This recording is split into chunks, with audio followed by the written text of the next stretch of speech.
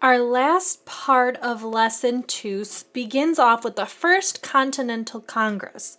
Okay, so we just had the Boston Tea Party. We had all these acts that made the colonists pay taxes that they didn't think were fair and didn't want to. So this leads up to the First Continental Congress. Colonists were furious over the Intolerable Acts. The Committees of Correspondence produced a great deal of writings about Britain's unjust policies so that all colonists would be informed. They planned protests and acts of coordinated resistance. The most significant result of the acts was the meeting of the First Continental Congress. Because of the increasing unrest in the Middle Colonies, Philadelphia became the meeting place.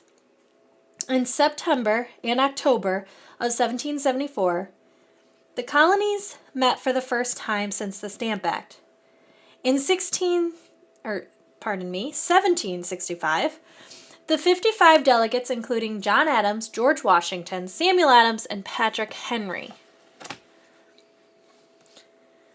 While some were ready to break away from Great Britain, more moderate delegates urged the Congress to appeal once more to the king. For example, John Dickinson of Pennsylvania argued against independence. He thought the colonists and Britain should work out their differences. He thought independence would lead to disaster. Many merchants, too, urged peace. Many depended on British banks for credit. The British Navy protected their trade. One Philadelphia merchant, Thomas Clifford, said that the independence would assuredly prove unprofitable. He feared that France and Spain would try to take advantage of the colonies without British protection.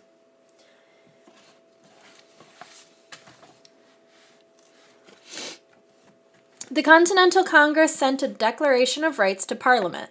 The document asked the British government to repeal the Intolerable Acts. It also included a colonial Bill of Rights and a list of complaints.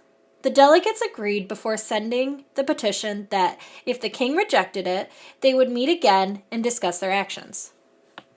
So we have another primary source, so someone from that time, or this is something directly from the document. That they are entitled to life, liberty, and property, and they have never ceded, or given, to any foreign power whatever, a right to decide of either without their consent. The Declaration of Rights in 1774. Sending the Declaration of Rights to the king was a significant step. The delegates knew that they might have to decide to go to war at their next meeting. So our stopping checkpoint for 6, it says identify 3 points that the Committees of Correspondence might have included in one of their pamphlets before the First Continental Congress. Okay, discuss your ideas with a partner. So again, if you want to put them in the comment section, you can certainly have a conversation there. Okay, if not, go back through, highlight, underline, or just kind of jot down at the side 3 points that the Committees of Correspondence might have included. Okay. The shot heard round the world. In the spring of 1775, colonial militias, or volunteer armies of colonists, in Massachusetts began storing ammunition in a city named Concord.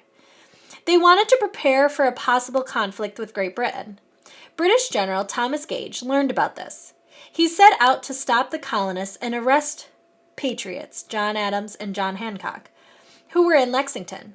The colonists found out about Gage's plan. On the night of April 18th, express riders Paul Revere and William Dawes set out to warn the Minutemen that the British were coming. Minutemen were members of the local militias who would be ready to fight at a minute's notice. Okay, so hence the name. They were called Minutemen because they got ready in a minute. At about midnight, Revere reached Lexington to warn Adams and Hancock. Dawes arrived about 30 minutes later. Another rider, Samuel Prescott, joined the pair. The 3 continued on to Concord to warn that the British were coming to seize the ammunition.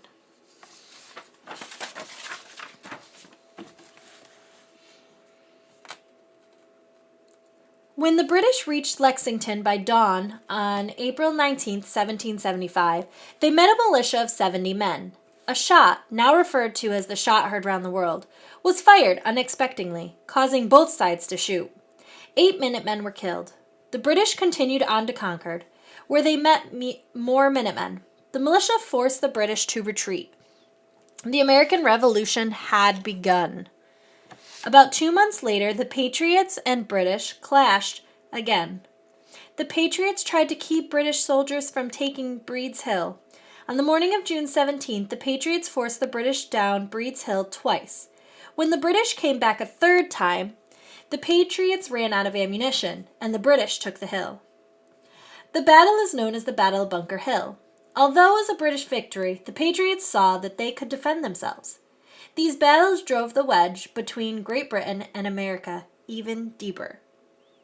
Okay, so our reading checkpoint number 7, it says identify and fill in the missing events for boxes 2 and 4. Explain to a partner how April 18th would have been different if not for Revere, Dawes, and Prescott. So this part right here, you can leave right in the comment section. Okay, let's try and have a discussion there.